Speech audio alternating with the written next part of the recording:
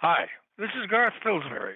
You may remember me from my part in Star Trek, both in Mirror, Mirror and The Cloudminders. Enjoy listening to Trek Untold.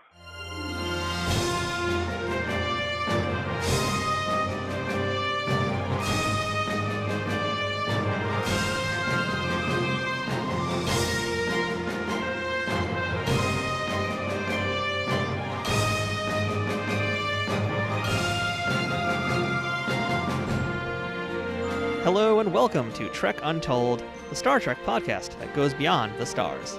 I'm your host, Matthew Kaplowitz. Today, we have the pleasure of talking to another character actor who appeared on the original Star Trek show from the 1960s. Garth Pillsbury appeared in 2 episodes of the original show. His first appearance was as part of one of the best episodes from the original series that has spawned many follow-ups that continue today, and that episode was Mirror, Mirror. There, he played a crewman named Wilson, who protects Captain Kirk from Mirror Chekhov, only to get socked in the jaw as gratitude from the captain after.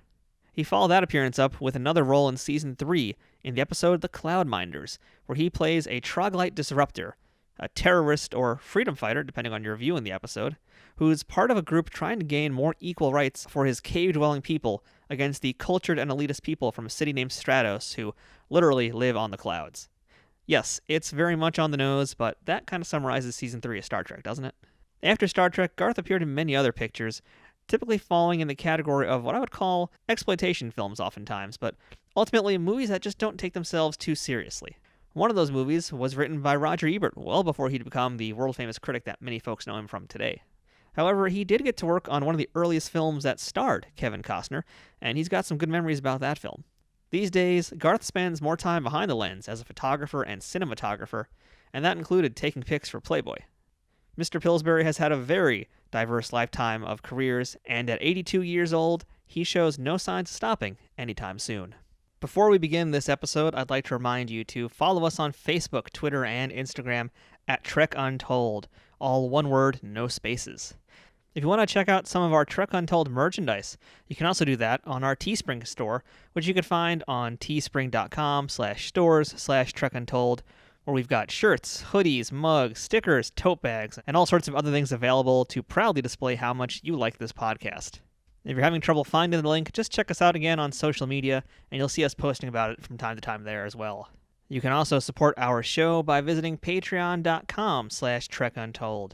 If you're already following us or offering us your support, thank you for your help.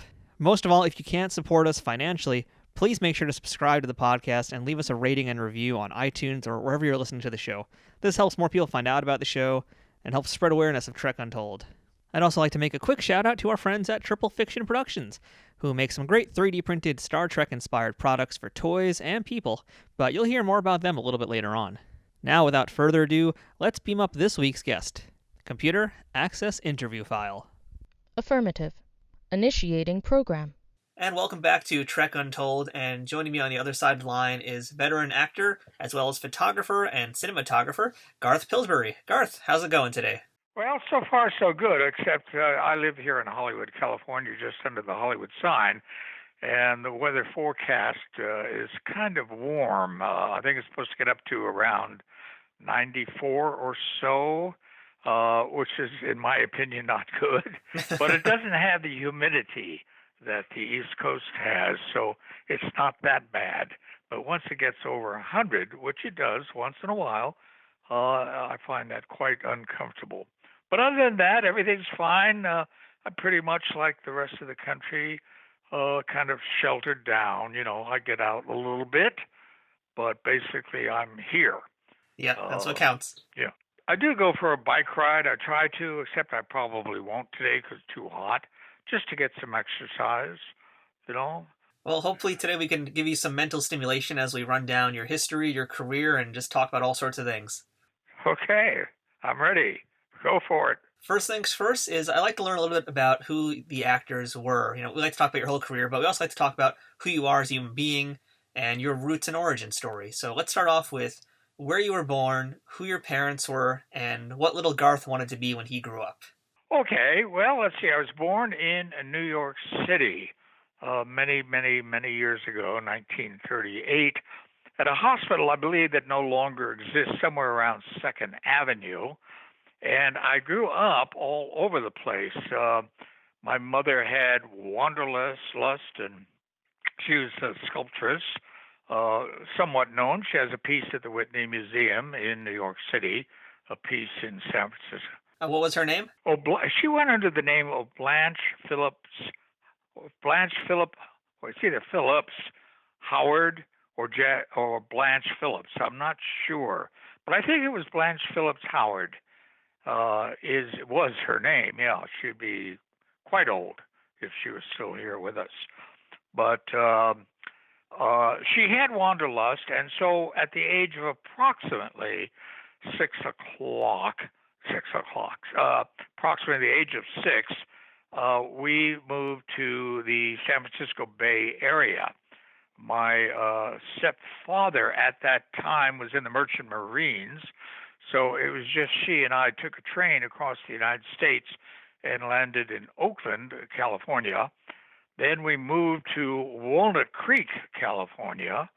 Then we moved to Point Richmond, this is all in the Bay Area, the Point Richmond, and then to San Francisco itself, then to Marin City, then to Mexico, where I lived a year. Then we lived a year. Then we moved to Texas, the area of Brownsville, Texas, where we lived a year. Then we moved back to New York City, where I went to high school of performing arts there, to study acting. And then finally got to the age where I moved out. My mother and stepfather, she had been married at that point, an artist who was a painter who was known as one of the California artists. And he actually did one of the murals at Coit Tower in San Francisco. And because we were on a very limited income, we moved then to Mexico, where I lived there for a year, then to Texas, where I lived for the year, then back to New York City, and then she moved to Greece, and then she moved to England. That's with my then stepfather. Then moved to Bolinas, California. No, first she moved to Carmel area. Then she moved up to San Francisco again, then up to Bolinas, California. She just kept going, kept moving. Yeah, seriously. Yeah. I mean, even just hearing how many places you went to before you were even in high school is a little bit insane to me. Yeah. No, and in Mexico there was no real school up till I guess it went to the 3rd or 4th grade, something like that. And so I had a private tutor there. And actually, at the beginning, I disliked living in Mexico. It was a culture shock. I didn't speak the language. I didn't know anyone. And so it was a problem for a while. But I finally, got acclimated to it and enjoyed myself, pretty much so. And then when we moved to Texas, that is when, I don't know what took over, I decided I wanted to be an actor.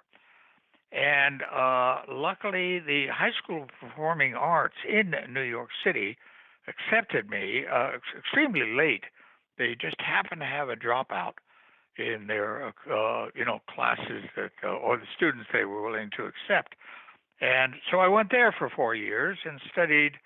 Well, there they taught you in the drama department. They taught you acting, of course, and voice, and playwriting, and makeup, and on and on, So it was quite an education. And very frankly, if it had not been for performing arts, I hated school, but because of performing arts, I got through high school. Otherwise, I probably would have been playing hooky all the time. I'm kind of curious because you said that you spent so many years moving around up until you got to high school, and even after that, there was more moving around. But I'm kind of curious if maybe the reason why you went into theater and performing arts was because that might have been a way that you were able to make friends and meet more people and have people to talk to. Does that sound like something that could have been what happened? As I say, I don't know what I was. I think 13 or 14 when we moved to New York City, And for some reason, as I said, while I was in Texas, I don't know where this came from. I suddenly decided I wanted to be an actor. Where we lived in Texas was actually outside of Brownsville on the beach. There were no people, kids my age to talk to. The school at that point was literally a mile and a, that I went to was literally a mile and a half from where we lived on the beach.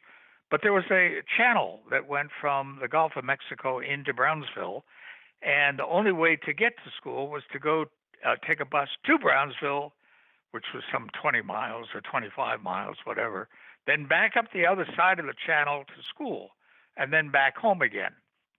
The thing that occurred, because as I say, I really didn't like school at all, was we were living on the beach. I had to walk approximately somewhere between a half a mile and a mile to catch the school bus, which was there every day, Monday through Friday. And somehow or other, quite often when walking down the beach to the road where the school bus was, that I would give up and go swimming instead. So, and of course, then I wrote notes from my mother. Please excuse Garth from school yesterday. He wasn't feeling well. And of course, they were not familiar with her signature. And so apparently they either accepted it or decided it wasn't worthwhile pursuing. I don't know. But, once I got to New York City, of course, I went to this high school of performing arts, and therefore I was surrounded with people who had the same interest. Performing arts at that time taught not just drama, but they taught music, photography, and dance, all of those. And it was strange that photography was part of that curriculum there. I didn't take any of the courses there. We were required to take some sort of a dance class once or twice a week, which is not my forte.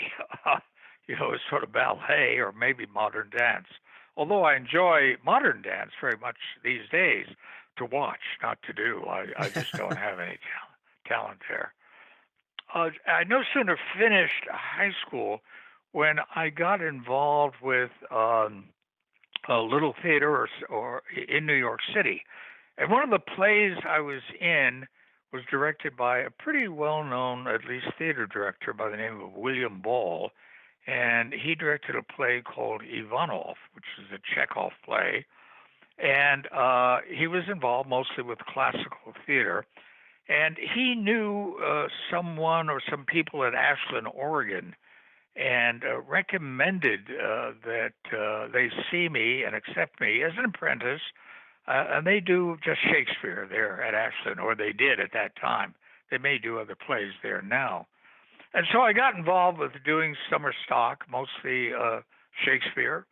But then I also did in Nyack, New York, where my mother then was living, finally moved to, a play, or they brought in what's called package plays with stars. And I had the luck to play a rather large part with Joan Blondell, who was certainly a very famous actress in the 40s, a play by the name of Come Back Little Sheba, where I played Arnie. And while I was back on the East Coast, I went to Burlington, Vermont, and did Shakespeare, Stratford, Group 20 Players in Massachusetts. And people kept saying to me, Garth, you should go to Hollywood. You should go to Hollywood, So I finally, I met a woman, a young lady at the time, in Burlington, Vermont, where I was doing Shakespeare, and I played Mark Antony in Julius Caesar. Let me see here. There goes my other phone. Who is this here? We'll have to, I'll just have to, there. What was I going to say? So I went to Hollywood with my then, she was an actress too, and waited for the phone to ring, which never happened for quite a while. Would do plays here in Hollywood and call agents up. You really have to have had an agent to get into the studios in those days. And I couldn't get an agent down to see me in anything. But one of the plays I did was a play that was directed by Bruce Dern, who you may not be aware of, but he is a pretty well-known actor and was up for an Academy Award a few years ago for his portrayal in Nebraska. Anyways, Bruce said to me, Garth, he said, you're a very good actor. Do you have an agent? And I said, no, I don't have an agent. I can't get an agent to get here to see me in anything. He said, use my name. Tell them that Bruce Dern told them, say to them that he suggested you come down and see him in this play. And that's exactly what happened. I called some agents. A pretty well-known agent came down to see me. He asked me, he wanted me as a client. I said, yes, yes, yes, of course. And I began to work a little bit then. I think the very first show I did was an FBI with, I think it was Brad Dillman, but I'm not sure the actor's name. And then, I did a Mannix. I did all these shows. Yeah, so you're mentioning a lot of shows that, I read up on your IMDb, and there's a few things that are clearly missing, like Mannix is not there, a few other things aren't there. So, that's always a problem with IMDb, so I'm glad to actually talk to you to get more of that information. But according to IMDb, the first role that you're listed at was from 12 O'Clock High, where you played, it was a World War II drama you appeared in. Was that your first actual day of work, or was that just the first thing you did that aired? That was the very first show I was ever in. And the interesting thing about it is, when it played, I never saw it. And then I saw that somebody had a copy of it for sale. And I thought, well, I'll watch it. I'll buy it and watch it. And even though I do have credit for playing this part, I am not in it. Huh. I am not in the television show at all. Really? They cut me out. I don't know whether it was because I was so bad. I don't think so. It was probably a question of timing. They have a certain amount of time to put the show together for the commercials and everything. And they decided it was something that wasn't needed. And I ended up on the cutting room floor. But I have credit. Yeah, well, all right. Which I think is very funny. Yeah, you're listed, in fact, as being in like 2 different episodes. So were both appearances cut, or is there just some wrong information on your IMDb page? 12 O'Clock High. No, I never heard from them again. I Okay. never heard from them again. But the show didn't run for a very long time.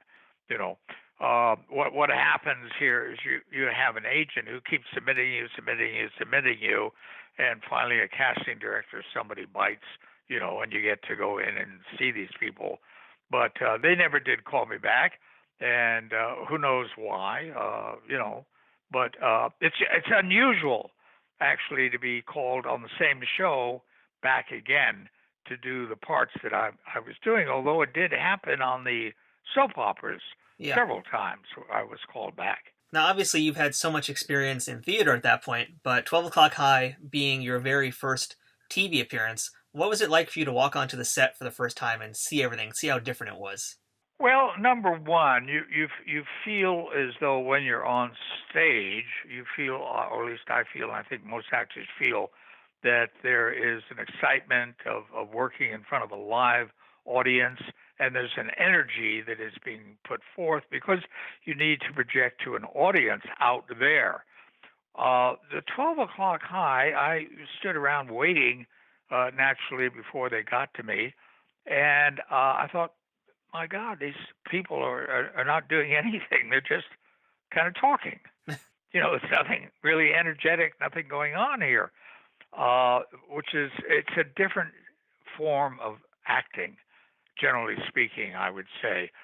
And so when my turn came to actually do my part, which was a pilot, and it was full of exposition, which is very difficult to do, I find, because you have nothing to hang your hat on. You're just trying to come up with numbers and times and things like that, right, where you're not involved emotionally, where you have something to spring from. But the actor who was the star of the show, I believe at the time, wasn't there. He had a dental appointment or something. He was gone. So the very first time I ever appeared on television, I was literally talking to thin air. There's nobody there, which you find later on if you continue in this business that quite often if you're dealing with movie stars or television stars, they're not there. They have usually a stand-in that you can look at. So I found it very nerve-wracking the very first time I worked. The other times I worked, I mean, as I recall, it wasn't exposition. It was talking to someone, which I found a lot easier. So not long after that, we come to your first Star Trek appearance, and that was part of the second season of the show. So I'm curious, before we talk about how you got onto the show, did you ever watch Star Trek before you got on it? No, I didn't. I had never watched it. It was at that time for me. It was great. I got a part in a show, like any of the others. Oh, I got a part. It didn't mean anything. Oh, look at this, Star Trek. I love Star Trek. I didn't really watch much television for whatever reason. It just didn't interest me that much. Although, I mean, I did watch some, of course, but I never watched Star Trek. I never had. Now, of course, I have. So tell us then, how did you get first cast to appear on the show? Well, I got a call from my agents saying, Garth, there's a part on a show called Star Trek. Keep in mind, he said, the part that you are reading for is a kind of a wise guy. And I had come to the conclusion by that time, having been in Hollywood, that they have a tendency to typecast you. If you look like or seem like a very, very nice person, that's usually the kind of part you get. If you look like a gangster, that is most likely the kind of a part you will get. So I was brought in to read for this particular part. And I kept in mind that this guy was kind of like brash. He was a little wise guy, So that is the way I behaved, not just when I was reading for the part, but when I was being interviewed for the part. But after reading for the part, I thought to myself, I think I got this part. I think I did really well. So a week went by, and I called my agent at the time, and I said, his name was Phil. I said, Phil, whatever happened to the Star Trek? He said, well, everybody liked you, but the director, he thought you were a wise guy. I said, wait a minute. You told me that's what the part was. Well, anyway, so it was water under the bridge at that point. Then about a week later, I got a call from the same agent saying, Garth, guess what? They couldn't find anybody they liked better than you, so you do have the part. So that's how that happened. Oh, very cool. Yeah, it was cool, right. And as you know, that was the episode called Mirror. And that is one of the most popular of the episodes that have been presented by Star Trek. Oh, yeah, it still is to this day. And, I think at that time also, the idea of a mirror universe was very new in sci-fi. When you first read the script, what did you think about it? Well, here again, as I say, at the time, Star Trek was another show. I didn't think about it. I thought I've got to learn my lines, try to portray this character as presented, and that's what I dealt with. I didn't deal with, I think I better watch the show, I better hone up on the rest of the show or all the other shows that are playing. I just went in and did it.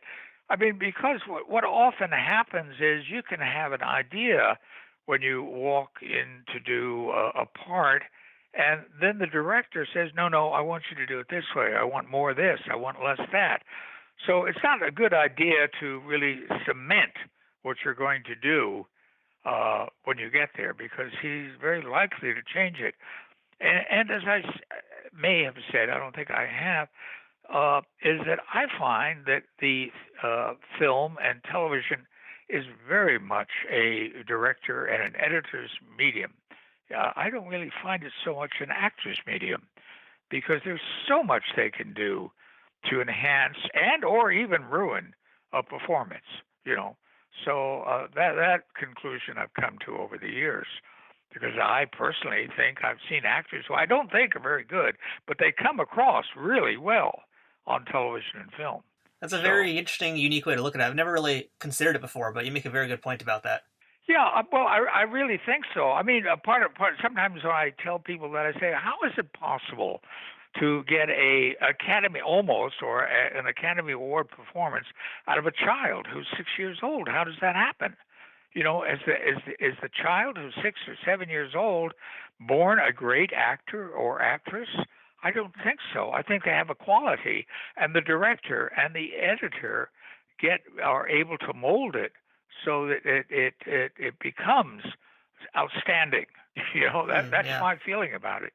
I mean, I have seen well-known actors in parts which I thought they were not very good, but I really believe that it's not the actor who wasn't good; it was misdirected or miscut, misedited, something like that. In other words, they stayed, let's say, as an example, back on medium shots, where if they had come in for a close-up where you could see on television the emotion, the thinking process that the actor is going through, it gives it much more dramatic quality. Well, if you're on a medium shot, you quite often don't see that. So that's why I say it's an editor's medium, I think, and or a director's medium. And sound, you know.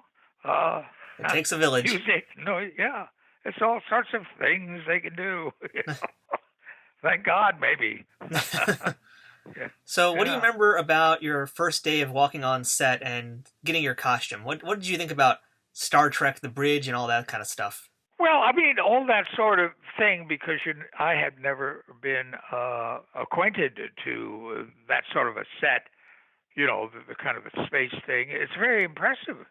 It's very impressive, you know, what's going on.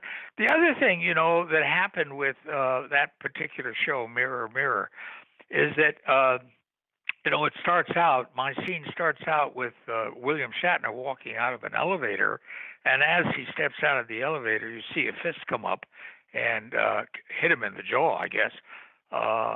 You know, and then they usually cut to a commercial, and then they come back. But William Shatner I said, you know, I was willing to throw the punch, but he didn't want me to. And, you know, thinking about it, of course he didn't, because here comes this young, ambitious actor who wants to make it really look good, and he might accidentally really hit him, which he didn't want. So he had a stuntman come in and throw the punch. But, you know, by the angle of where the camera is, you can't tell whether there's a connection or not. No, of course not. You assume there's a connection, and you hear the noise, so you assume that he's been hit, you know. But anyways, that's stuck out of my mind, you know, at the time. He said, oh, no, he's not doing this. Okay, all right. I mean, it's basically your scene is essentially a wild brawl with you, Bill Shatner, Walter Koenig, and a few other actors as well. You know, did you do all of your own stunts during that fight scene? Oh, no. They have doubles do that all the time, you know. Yeah, no, I didn't do any of that sort of thing. But you did get punched out by William Shatner in that scene, though. Is that true? Yeah. I mean, that happened, of course, you know. That's true. That's true. But I thought you meant, you know, some of the stuff that you see, they use a double. It's so quick, you don't have time to recognize, or it's at an angle where they get people that look somewhat like you, you know, doing it. And but I mean, the only thing, you know, I mean, I've watched that episode now a couple of times because I was in it. But the only thing I really remember about it when doing it is what I have told you, you know. I do have what I consider an interesting experience due to that particular episode, which, as we know, was very popular. That I've done a couple of these Star Trek conventions. The very first convention I did was in Las Vegas. And I have a friend who, sadly enough, has passed away now, who suggested to me, he had done the Deep Space Nine series, and he said to me, Garth, you ought to go to Las Vegas and do one of these signing things. You'll make a lot of money. And I'd never even heard about it or thought about it, but I thought, all right, I'll give it a shot. And he was right. Over a period of 3 or 4 days, I made a fair amount of money. But one of the things that stood out uh, to me? Well, there were two things. One was that somebody came up to me and said, it's you guys, the characters, whether it's my character or somebody else, that make that show. They're the ones who make the show. And secondly, the thing that I found very touching was a woman came up to the table where I was sitting, and I had pictures behind me, big blown ups, and some on a table. And she started crying. And I'm looking, I said, what's the problem? She said, I'm very emotional. I said, well, I am too sometimes. Why? What's happened? She said to me, when I grew up, I think she said Brazil, but I'm not sure about the country. And I used to watch you in Spanish. Oh, wow. Then I moved to Texas. And then I began watching you, and of course, you were speaking English. And now here I am in Las Vegas, and here you are. She just emotionally was blown away that there I was, after watching me for so many years. And the interesting thing about that is then I went to Chicago and did a show, and it occurred to me there that this is fascinating. Of course, the people in the Midwest, the Chicago area, all the neighboring states would come up to Chicago. It was Leonard Nimoy's last appearance at a convention, and so it was the last chance if you were going to try to get an autograph, etc., from him. And it suddenly occurred to me that people who are living in that area, it is a big deal for them to actually touch elbows, so to speak, rub shoulders, with well-known or known actors. It's a big deal for them. And one woman said to me, I have decorated my whole living room with Star Trek, pictures and gadgets. I am now working on the stairwell. She was from Tennessee somewhere or something. I thought, this is incredible. The people who are into Star Trek are really into Star Trek. Yeah, it's an amazing fan base, isn't it? Yes, it certainly is. I mean, here it is 50 years later, and it's still going. Still going. Yeah, amazing. Trek Untold will return momentarily.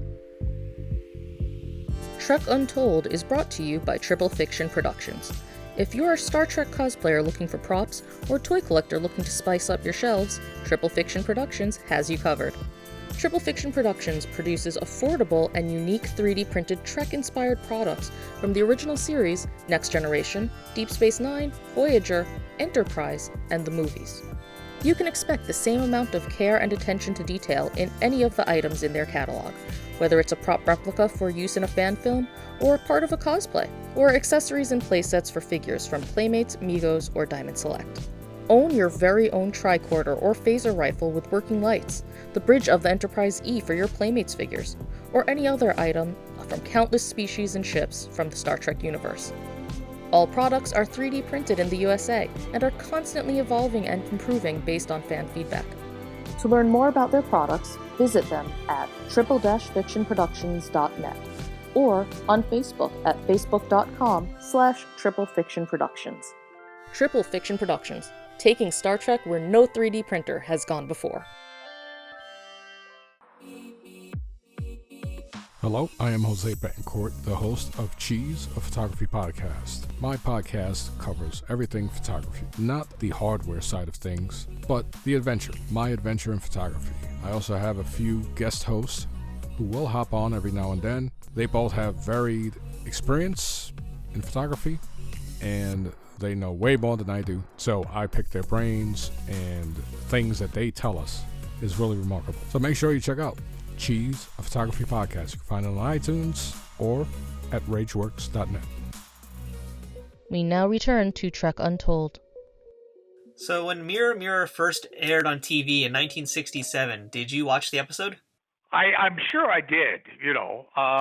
As I say, the 12 o'clock one I never did see until I bought a copy of it, but I'm almost 100%. As soon as if the studios, somebody usually alerts you that your show will be on, on such and such a day. And I'm pretty sure I did watch it at that time. I don't remember watching it, but I'm pretty sure I did. Well, looking back on your performance, how do you think you did? Did you like what you saw of yourself? As an actor, you always, I think, always feel as though you could have done better. I didn't find it. I didn't say to myself, "Well, this is bad," But I didn't do well. But you always think to yourself, "Gee, I could have done a little more of this, a little more of that." Let me do it again. Let me do it again. And there were actors or are actors who do that. They say, "Let me do it again. Let me do it again." And if they're big stars, they get to do it again. If they're not a big star, the director says, "No, we're moving on." He's happy. They move on. So I was not in the position to say at the time when I did it, I think I could do better. They seemed to accept it, so I accepted it.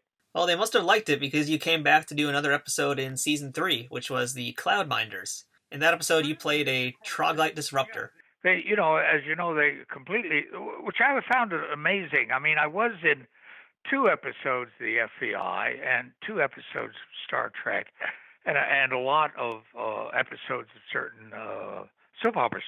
But I was somewhat amazed that they did ask me to come back to do another show on a Star Trek. But of course, I was completely dressed so unrecognizable, with a wig and a toga and all sorts of things like that. Yeah, that was a bizarre costume. Basically, purple pajamas, a blue hat with a long wig, and silver glasses. Yeah. Exactly. And the thing that was in terms of dialogue, there was a lot more dialogue there than I had in Mirror Mirror. There was a scene that it really took a little bit of time, and the thing that I left there with was the director came over to me after I did the part, and he said to me, "Garth, you did a really good job." And so, of course, it's an ego builder, and I always remember that. So there we go. So, yeah, you mentioned that scene that you did. That was with Jeff Corey, who played the character of Placis. And Mr. Corey, he had a very, very prolific career since the 1930s, even up until his death in 2000. How did you like working with him? Well, I never, it was with film, it's like they do a master shot of some kind. You walk in, shows everybody, and then from then on, it's medium or close-up shots. And so I never was face to face with him. It was at a distance. I was being held by 2 guards at 20 or 30 feet away, and but in a lot of television shows, you actually are face to face, nose to nose. But I certainly knew who he was, and he was considered a very fine actor, and as you say, worked a lot. So we should add that Mr. Corey, again, he started acting in the 1930s, and basically at the peak of his young career in the early 50s, he was blacklisted during the McCarthy trials and all that stuff.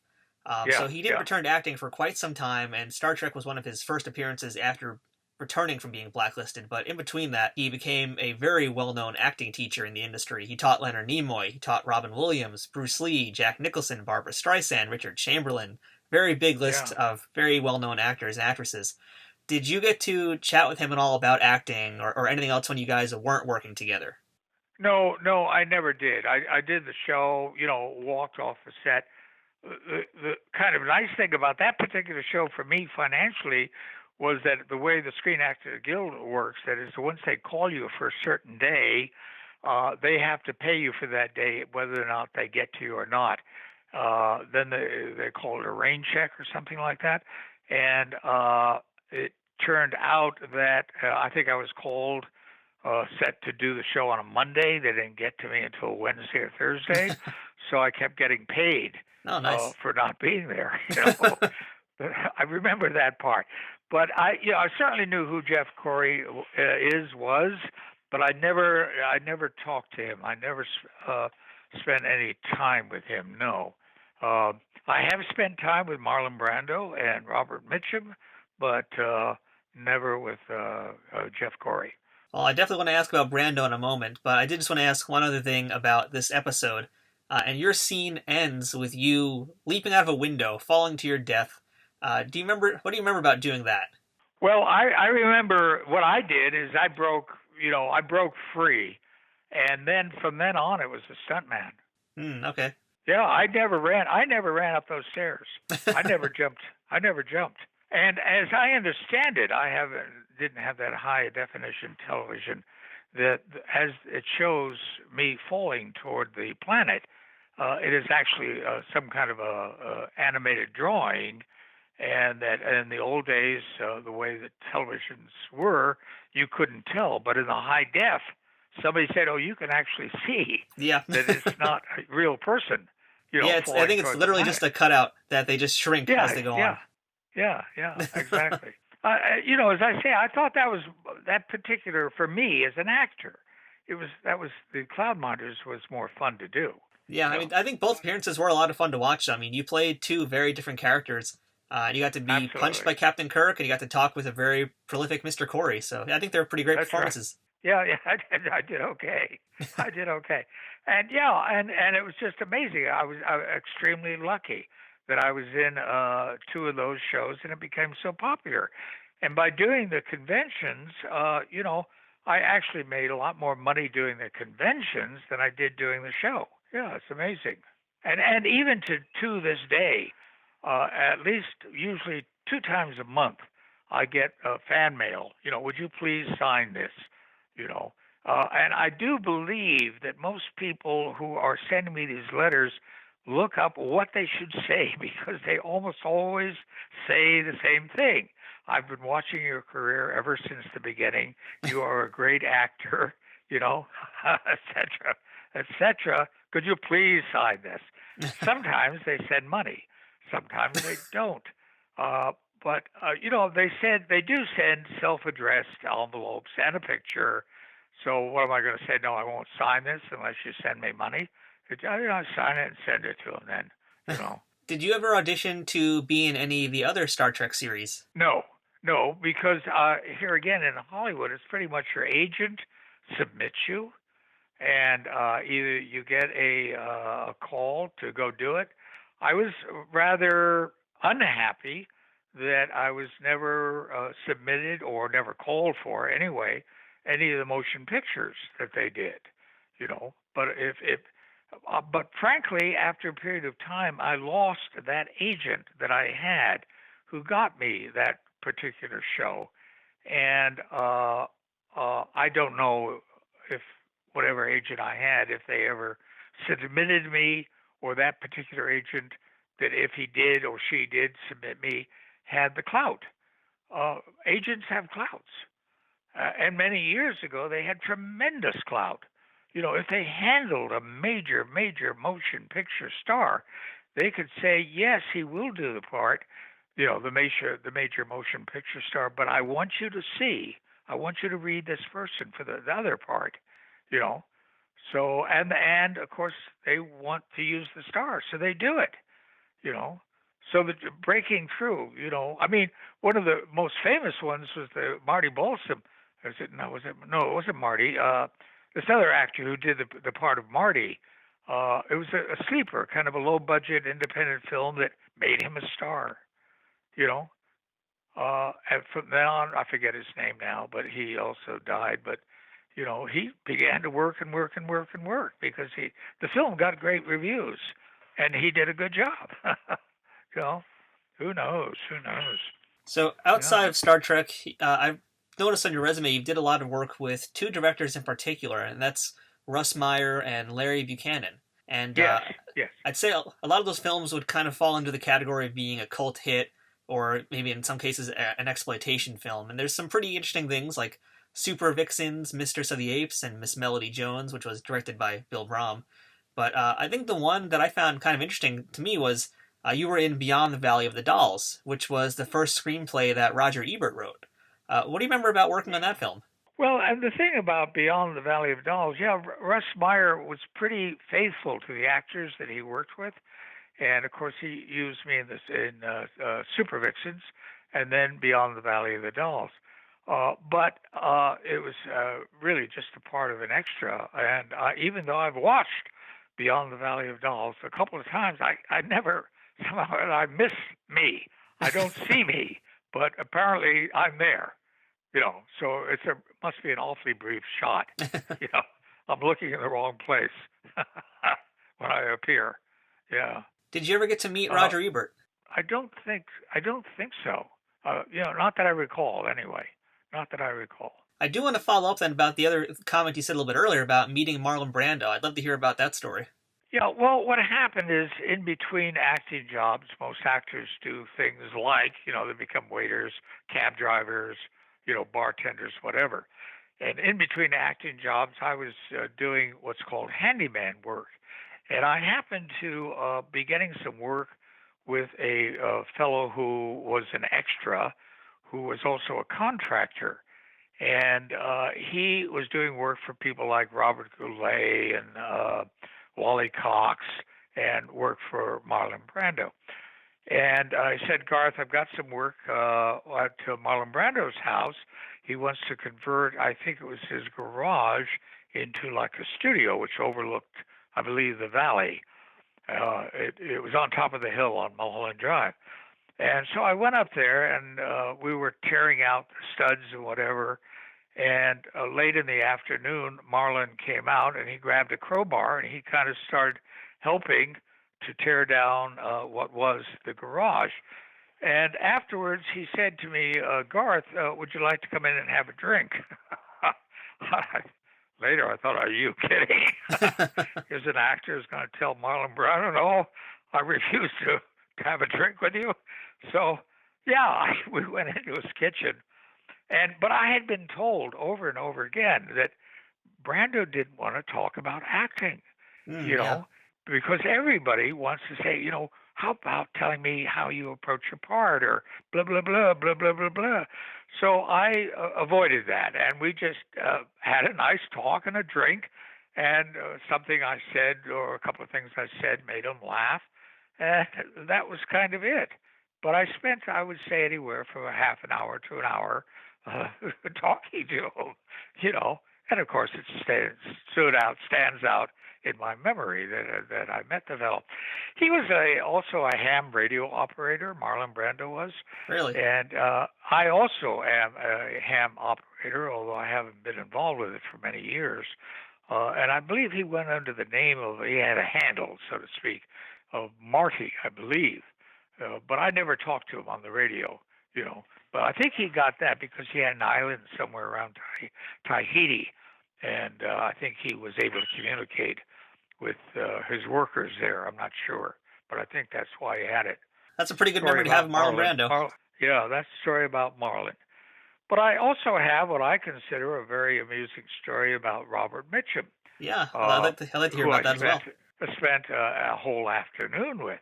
And my wife, who sadly enough has also passed away, she was extremely beautiful. And she was just offered parts where the rest of us in the field are like struggling.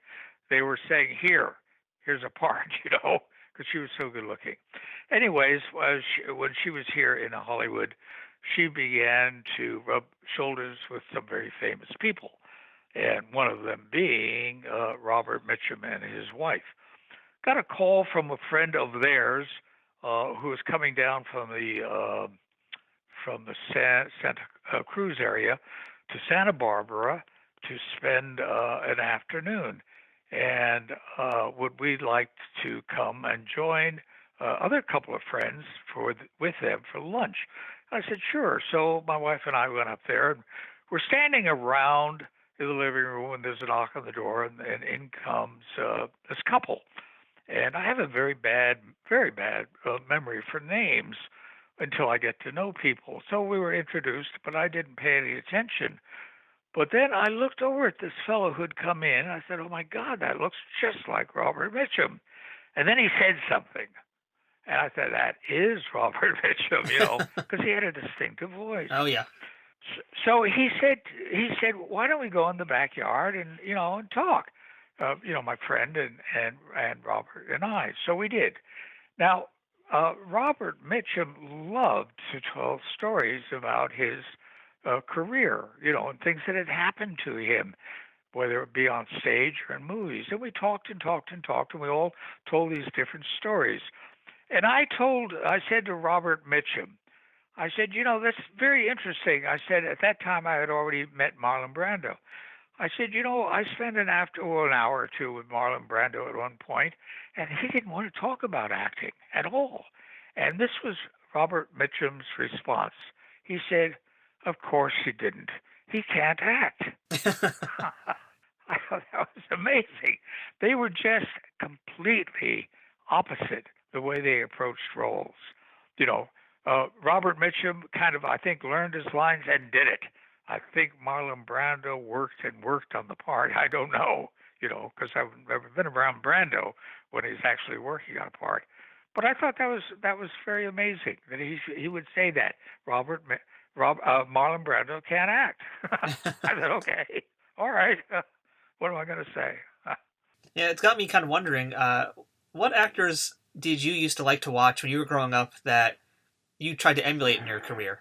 Well, I've always admired some of the they're not necessarily movie stars, although I enjoyed Marlon Brando, especially in the parts like On the Waterfront and The Wild One and Streetcar. Some of the other parts he did, I wasn't necessarily crazy about him. I also very much liked Geraldine Page, who didn't really have that much of a movie career, but I thought she was a very fine actress. Ruth Gordon, I really enjoyed Ruth Gordon. Certainly Orson Welles, very, very imaginative, Orson Welles. And if I thought about it, I probably could come up with several more. But those are the ones at the moment that stand out in my mind. So I'd like to also ask about one other movie that you did, and that's one from 1983 called Stacy's Nights. And that was the directorial debut of Jim Wilson, and was also one of the earliest films for Kevin Costner to be in. And Jim and Kevin would, of course, go on to work together on many big hits like Dances with Wolves, The Postman, The Bodyguard, and Wyatt Earp. What do you remember about working with Kevin Costner and Jim Wilson? All right. Well, of course, I never actually worked with Kevin because, you show up on sets different times. By the time I got to my part, I'm pretty sure that Kevin had already left or hadn't shown up yet, whatever. What I do remember about it is originally I thought, well, this script is interesting. It could possibly go somewhere, do well, I thought to myself. It just had that right kind of thing about it. And I had a pretty good part in it. And then, so I did it. And then one day, this is quite a few years ago, I got a call from one of my daughters saying, Garth, you're on TV with Kevin Costner. I said, no, you're mistaken, because I didn't know that was Kevin Costner. I said, you're mistaken. I never did a film with Kevin Costner. He said, no, it's you. You're on TV now. So what had happened is Kevin had been nominated for an Academy Award for Dances with Wolves, and they were showing anything and everything that he had ever done, apparently, over and over and over again, because of that. And it was Stacy's Nights. So that's what I basically remember about it. I have seen it. I remember being in Reno is where we did it. And I'd never been in a gambling town before. I was fascinated by it. Quite often in the casino itself, we were there very late at night because they didn't want to disturb the clients too much. And the fellow who we did it at they filmed it at a place called Mapes Money Tree, which I believe went out of business, but they were having financial trouble then. And the fellow who took over the management of it, for some reason or other, decided that I was a movie star, and he treated me royally. I mean, he would buy me dinner. He would get me tickets to shows, free with dinner. That's not bad at all. Yeah, it was just amazing. He had the wrong guy. He should have caught on with Kevin. He's the one who became a movie star. Yeah, it's amazing. We have mentioned your wife a few times, and I'd like to actually hear a little bit more about you and her. Can you tell us who she was and how you guys met? Yeah, I was belonged to a theater group which no longer exists on Coenga Boulevard in Hollywood, or maybe slightly in the Valley. Um, and she was a member there, and it was a small little theater, maybe 30 or 40 seats. And she was sitting in the front row, and above the stage was a large clock, which was accurate. It was, within a few minutes, anyways, ticking away. And I never really approached her because I thought she is good looking. She can get the pick of anybody she wants. So here's this clock right above her. She and I'm sitting right behind her.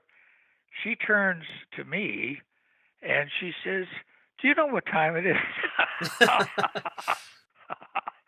you know, she found an excuse to talk to me. So we went out, et cetera, et cetera. I was married at the time, but but I was my first wife. I felt, and I have a daughter in New York City by her. I felt my first wife was rather negative about people and about life. And I thought to myself, I really don't want to spend the rest of my life with a person who has negative leanings, who's always down, down, down on things. And my first wife's first name was Jacqueline, and her last name that she went under was Mayo. And as a model, I believe Jacqueline Ford. But anyways, Jacqueline was one hell of a lot of fun to be with. One hell of a lot of fun. And so yeah, I left my first wife for Jacqueline. You know, yeah. I mean, was a very, very unique person. Very entertaining. Very entertaining. Did you get to do Yeah. any TV series or films together? Actually, we didn't know it at the time that we met, but we were on the same episode of The Invaders. Oh, yeah, that's right. That was from 1967 also, right before Star Trek. Yeah. She opens the show, I believe. Yeah. The very first shot is of her. And then I think I play a doctor or something later in the show, So, aside from acting, I also read that you started to become a professional photographer. And I think the client I'm most curious to hear about is when you worked for Playboy and for Penthouse. Can you tell us a little bit about that? Well, at the time, we did Vixen, of course. And Russ Meyer, of course, was a photographer during the Second World War, maybe a cinematographer. I'm not sure what he was doing. But anyway, it was a very low-budget film. Vixen was a very low-budget film, which became very popular and he made a lot of money at. But he said to me, Garth, I guess I already was interested in photography. Why don't you do the stills on the show and with the rights to them, but I'm not going to pay you for doing them. I said, okay, fine, So I didn't think much about it. Of course, they ran a whole spread in Penthouse magazine of some of the shots I took. It was either the second or third or first issue of Penthouse. And then later on, Playboy wanted to know if I had any photographs of Erica Gavin, who played Vixen, and I said no, but they wanted something to do with Thanksgiving.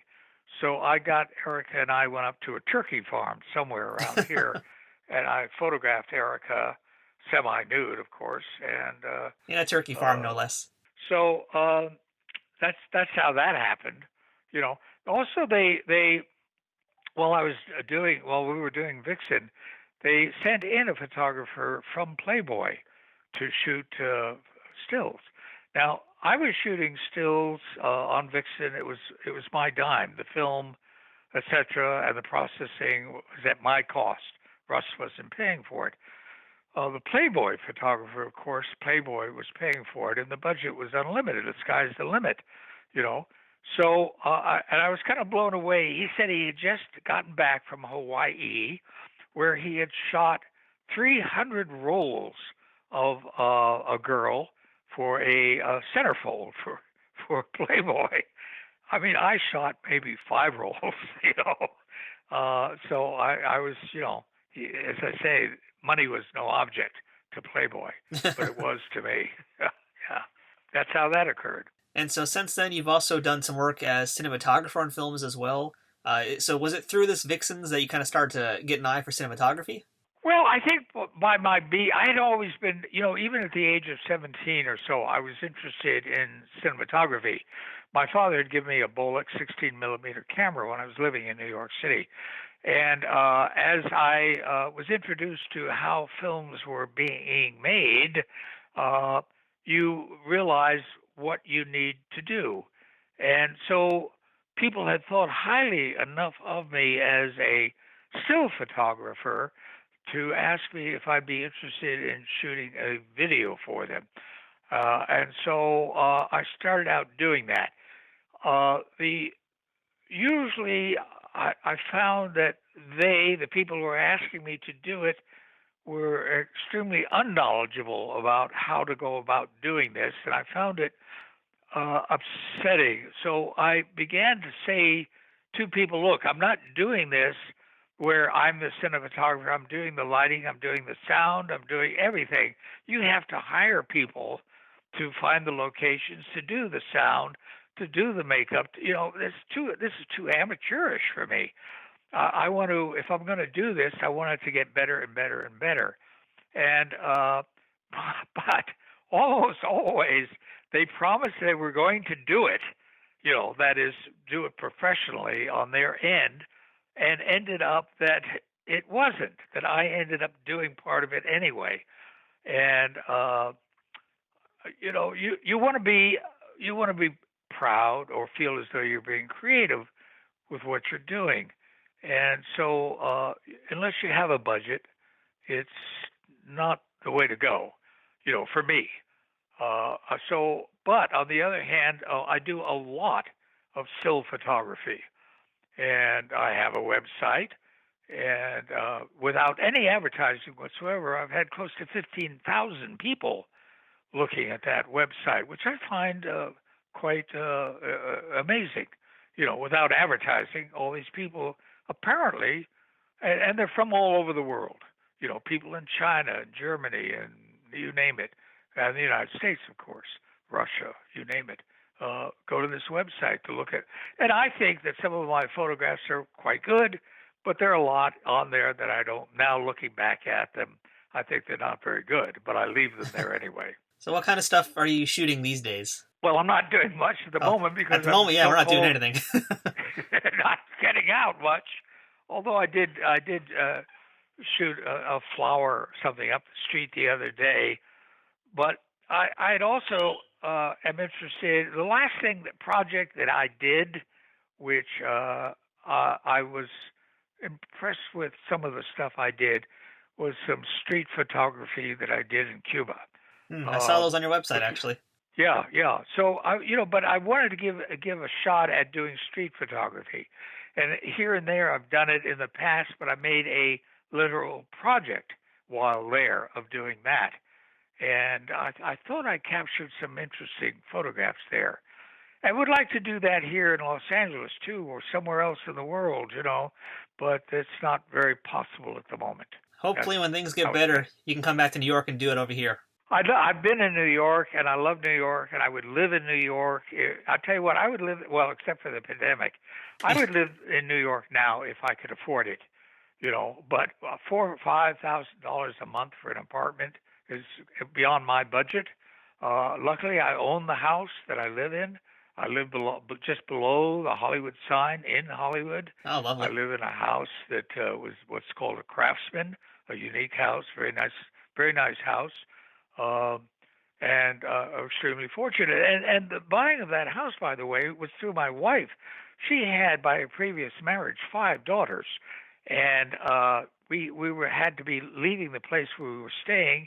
She was driving up the street. This woman was pounding a sign into the curb area, house for lease. She told the kids stay in the car. She didn't want to scare the woman. She said, I'd be interested in your house. So she rented to us. And luckily, she took a great liking to us. I had gone to Tunisia to do a film. We had moved out of this house because they kept raising the rent, and I wasn't making that much money. Came back from Tunisia, hated the place where we were then living, ran into the owner, who asked me if we would like to move back in, and would not raise the rent. And I said, yeah, sure. The owner, the male, said, would you be interested in buying the house? I said, yeah, but I don't have any money. He said, I'll tell you what, you pay for the escrow fee, and I'll take back the mortgage. So the escrow fee was $500, and it was just paying him. I didn't have to go to a bank or anything.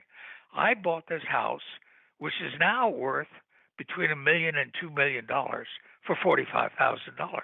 Wow, you cannot do so that I anymore. am a millionaire on paper, But so what? I mean, I could go to Spain and buy a castle, if I wanted to live in Spain, I guess. But extremely fortunate. Yeah. Otherwise I'd be living in an apartment somewhere. So, yeah, and this is a beautiful house. A beautiful house. So, Mr. Pillsbury, you've worked for many decades, but what is the favorite day you've ever had on set somewhere? Or what is your favorite role that you did? Well, I think that looking back at it, my favorite role was playing Mark Antony and Julius Caesar, in the theater in Burlington, Vermont. I think that was my favorite role. In terms of television, and or film, my favorite roles would have been one that was never released that Larry Buchanan had directed. It was originally called The Rebel Jesus. Then they changed it to The Copper Scrolls of Mary Magdalene or something like that. Yep. And so that would have been a really good role if, I did it, but it was never really released. And, and then the others, of course, was a nice part in Stacy's Nights,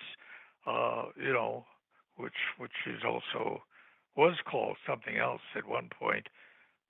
Double Down. Originally it was called Double Down, and then they changed it to Stacy's Nights. So, I mean, there's partly because they were larger roles, Yeah. And so I remember them as being the ones that I liked to do, the larger the role. That is, especially if you feel as though you did it well. Yeah. If I feel as though I've done something poorly, then of course I don't mention it. Yeah, that's the one thing I kind of noticed as I was looking through some of your work is I felt like, you should have been more of a leading man in a lot of your stuff. I mean, you had the look, you have the ability, obviously. Especially on shows like Star Trek, you could have been on way more episodes. I would have loved to have seen you in more things like that and really show us what you can do. Yeah, I mean, listen, I agree with you, but it's the luck of the draw, Yeah. As I say, part of the problem here in Hollywood is having a really good agent. Good agent meaning an agent who has the ins. There are lots and lots of agents here who are submitting 100, let's just say an example, 100 people for a part, hoping that one of those people will get picked. But they're not going to, the parts being submitted for are not starring roles. They're smaller parts. They want to hire people who are well known, and because they consider it, once again, that's box office. Like Leonardo DiCaprio is box office, and Johnny Depp is not box office. By the way, I'm very good friends with Leonardo's dad, and I've met Leonardo a couple of times. Really nice guy, but I really don't talk to him much. Because everybody wants to talk to him. But his dad is a sweetheart of a guy. You would never recognize Leonardo and his dad as being related. His name is George DiCaprio. George has long hair down to his shoulders. He looks like a hippie. It's just amazing. But he is a sweetheart of a man. He really is. I did do this video, which he financed. He loved my wife as an actress, and he said to me, I said to him, I have this little script that one of my wife's daughters wrote, and I'm thinking of doing it. And he said to me, I'll give you some money to do it, because he loved her so much, thought so highly of her. And I thought he was talking about, I'll give you a couple of $100. He said, no, I'm going to give you $5,000. Oh, wow. Yeah. So, really a good guy. Really a good guy. Yeah. And he takes me out for breakfast once in a while. He calls me up, says, let's go have breakfast, George, and a fellow by the name of Paul Fleiss, who was a pediatrician, who was the father of Heidi Fleiss, the well-known madam in Hollywood. George, myself, and Paul used to go on hikes with a couple of other people also almost every day for many, many years, So we became very good friends.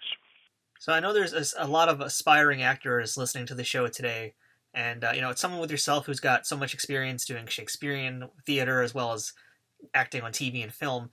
Do you have any advice you can give to anybody listening today who wants to become an actor? The advice is it's extremely frustrating. I think that if one wants to do it, one should give it a shot. I mean, I used to really beat myself up for many years when I was younger because I wasn't working or working enough. You look at my career and you say, oh, he did a lot of stuff. Yeah, but it's over so many years that you work for a week and then you don't work for a year and then you work a couple of days another year and then you don't work for 6 months. And, and if that's what you want to do in life, and that's how I got involved with photography, because photography I can do when I want to do it. There's nobody says, I'm going to hire you to do a show. Yeah, I don't necessarily get paid to do photography, but it's a creative outlet. I am involved in a theater group now, and I can act. And at this point in my career, my life, is I have a pension, and I don't have to get paid. I can decide I want to do some acting because I want to do the acting, not that I need to make a living at it, But in terms of advice, it is Hollywood is a look. It's having a good agent. It's extremely competitive. Everybody in the world says, "Let's go to Hollywood. I want to be an actor." So, but it can happen. But I know too many people, sadly enough, who have devoted their whole life to theater, and they, at the age of 60 or 65, whatever, are trying to live on Social Security because they never really made a living, at any.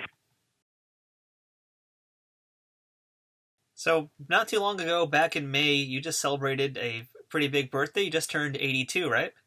Right, I did indeed. So belated happy birthday, but what do you attribute to your longevity and good health? Lack of women. Well, that's a good piece of advice. I've ever heard one. Yeah. I mean, at this point, it is. No, it's interesting. On my mother's side in particular, they had all had long lives, except for my mother. But my mother's brothers lived into their 90s, both, and her sister lived into their 90s. On my father's side, 75 and 85. My father was 75. But I think at this point, I think my father would have lived much longer if he'd taken care of himself. But he hated, as a lot of us do, doctors. Why do we hate doctors?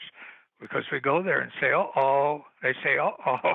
You don't want to hear that. So you don't go see them. But I would say at this point, whatever longevity I have is due to, I do try to take care of myself. I'm trying to keep my weight down. I think there comes a point at a certain age, even though you don't change your habits, you have a tendency to put on weight. Maybe it's the junk food that we eat, I don't know. But I try to eat well, and I get exercise, and I enjoy life. So I think that has a lot to do with it. I don't sit around do nothing. I have things to do. Yeah, I love music. I love listening to music. I also am learning to play saxophone and the clarinet, and I'm trying to put together an audio production of Julius Caesar. I'm involved in a theater group. So I'm active. I'm not sitting around waiting to die. Are you going to be acting in that Julius Caesar production? I am. Yes. I'm playing the part of Brutus. Oh, there. I thought, when I started it, I thought, well, I'll just do the part of Brutus, not realizing that he was really the lead. Oh, yeah. I thought for some reason or other that Mark Antony was the lead. He's not the lead. It's Brutus. Brutus is the lead. Well, you've got some work cut out for you then. Yeah. But anyways, it's a production that's been going on for a long time. And the problem now is that how do I get together with some of the actors to record them? Because I can't really get out with my microphone and the recorders. I've got most of the parts taken care of already, but there are some parts that I still need to fill. And I tried using Zoom, which can be used if the person on the other end has a good setup, has a good microphone, has a good, quiet room that's not echoing, etc. I can do that, but most people don't have a setup. They're just using their computer, the microphone in the computer. They're in a room sometimes which echoes, so it's not as easy to do as one might have thought. But it's a project that I didn't realize how difficult it is, because if you don't, what I'm doing is putting in sound with it. In other words, footsteps, music, crowds, cheering. Yep. All the Foley sorts work. Foley work. So it finding the right thing that works. And so. Sometimes it becomes a little discouraging because it's so overwhelming, doing all of this. But it's coming along. I'm chipping away at it. Yeah. And it sounds very good, I think. For what I've done so far, it really sounds good. I play it sometimes for people. This is before the pandemic that I was getting people to be in it. And I'd say, listen to this. And they say, oh, I say, I would like you to depart. Listen to this. And they say, oh, I would like to do it. Because it does sound good, So, but it's taking my toll in terms of being patient. Yeah. Mr. Pillsbury, last question for you today, and that is, what is the best thing about being a part of the Star Trek universe? What is the best thing about being a part of the Star Trek universe? Well, I suppose to some degree. Leaving somewhat of a mark in history, I suppose. I don't know. It's I think you definitely exciting. alluded to something before with how the fans still remember you and they still want to see you. So that must be pretty exciting, also. Yeah, exactly. So I guess that's it. It really amazes me, frankly, that this many years later there are people, new generations, who say, "Oh, I love that show." They weren't around in the '60s and early '70s, but there's a whole new generation of people who turn this on. So it's really having been part of it is quite gratifying.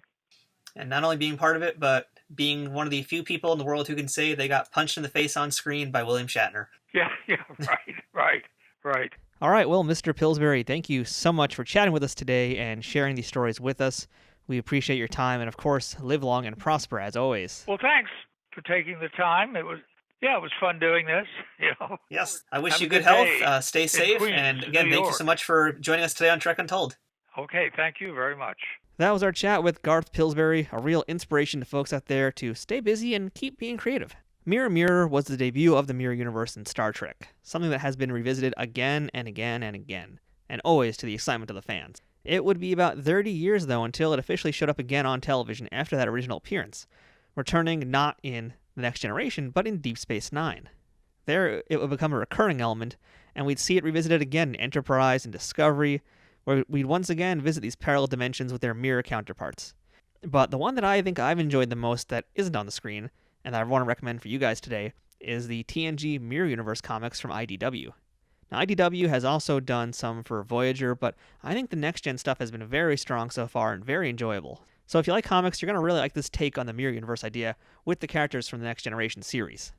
I should also add that the original Next Gen comic series from DC Comics also did a Mirror Universe story arc written by, I believe, Michael Jan Friedman, but it was quite different from what you might expect. In those issues, Picard had remained Locutus, and the Borg had been storming the galaxy, taking over planets, and destroying whatever they felt like destroying. Those events led to the Mirror crew of what was left of the Enterprise to abduct the normal universe crew in order to gain access to a card that had freed himself from the Collective, hoping to find a way to replicate that and save their universe. It's also a standout part of the DC Comics run on TNG that Michael Jan Friedman had done, so basically what I'm saying here today is read more comics, especially when they involve parallel dimensions. And as for the Cloudminders, well, it isn't one of the strongest episodes of Star Trek, but it almost got a second chance to come back to life.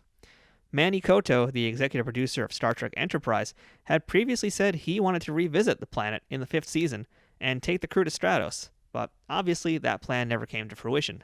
While it would have been interesting to see the roots of Stratos and the Cloud City and all that kind of stuff, I really wonder where they could have taken that episode besides just being a brief nod to the original series. If you have any ideas, of course, do let me know, because I'd love to hear some fan theories on what you think would happen to this place before and after the Enterprise visited. Thank you for listening to this week's episode of Trek Untold. If you haven't already, please subscribe to this show, and if you can, leave a review and rating. We would appreciate it very much if you did. You can also follow us on social media. Just look for Trek Untold on Facebook, Twitter, and Instagram. We'd love to hear from you there, and of course, we'd like to hear your thoughts about this week's episode. If you'd like to support this podcast, you can check out patreon.com/TrekUntold to learn how you can keep our ship operating at full power. And you can also check out some of our merchandise at teespring.com/stores/TrekUntold. Once again, thank you to our sponsor, Triple Fiction Productions, and shout out to Scott Ray for setting up this interview. If you'd like to book this week's guest for a convention appearance or an autograph signing event, email Scott at scottray67@aol.com. This has been Trek Untold. I'm Matthew Kaplowitz, and until next time, fortune favors the bold.